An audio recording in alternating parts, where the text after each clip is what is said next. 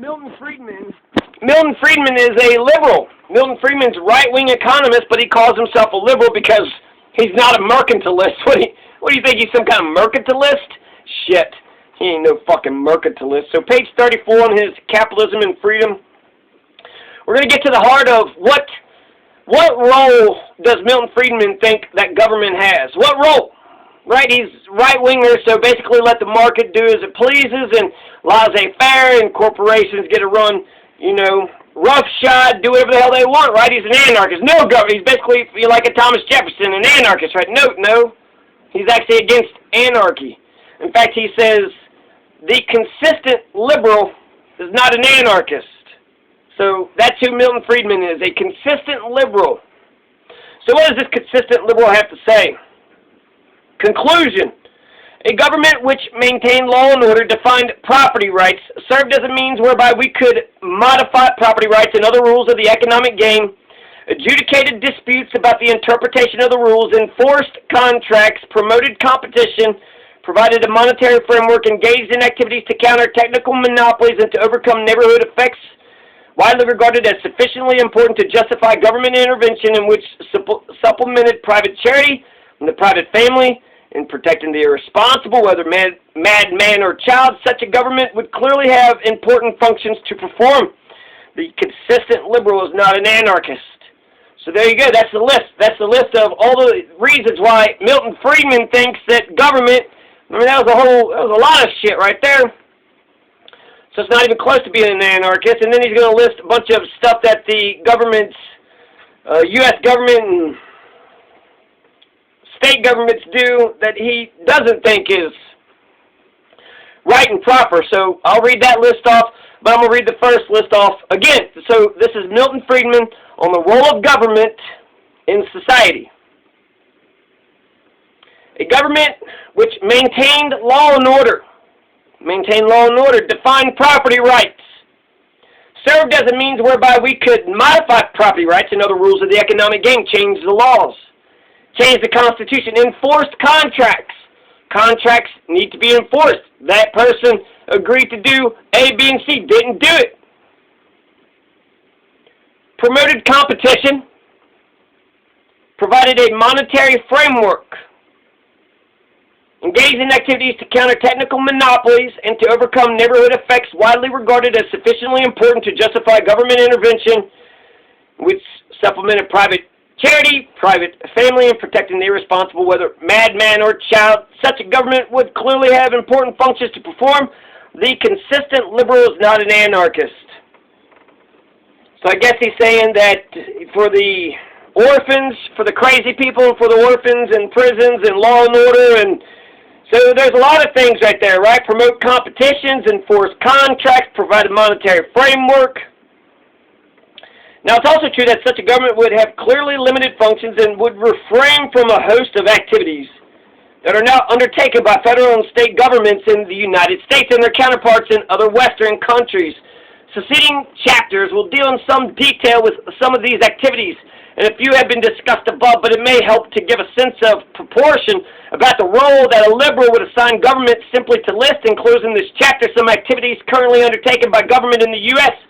that cannot, so far as I can see, validly be justified in terms of the principles outlined above. So this is not free market capitalism. Number 1, parity price support programs for agriculture, paying farmers not to raise shit. Tariffs on imports or restrictions on exports, such as the current oil import quotas, sugar quotas, etc. Governmental control of outputs, such as through the farm program or through pro-rationing of oil, as is done by the Texas Railroad Commission. Rent control, such as is still practiced in New York, or more general price and wage controls, such as were imposed during and just after World War II. Legal minimum wage rates or legal maximum prices, such as the legal maximum of zero on the rate of interest that can be paid on demand deposits by commercial banks, or the legally fixed maximum rates that can be paid on savings and time deposits. Detailed regulation of industry, such as the Commission of Transportation by the ICC. This had some justification on technical monopoly grounds when initially introduced for railroads. It has none now for any means of transport. Another example is detailed regulation of banking. A similar example, but one which deserves special mention because of its implicit censorship and violation of free speech, is the control of radio and television by the FCC. Present Social Security programs, especially the old age and retirement programs, compelling people in effect, A, to spend a specified fraction of their income on the purchase of retirement annuity, and B, to buy the annuity from a public-operated enterprise. 9. Licensure. Licensure provisions in various cities and states which restrict particular enterprises or occupations or professions to people who have a license, where the license is more than a receipt for a tax, which anyone who wishes to enter the activity may pay.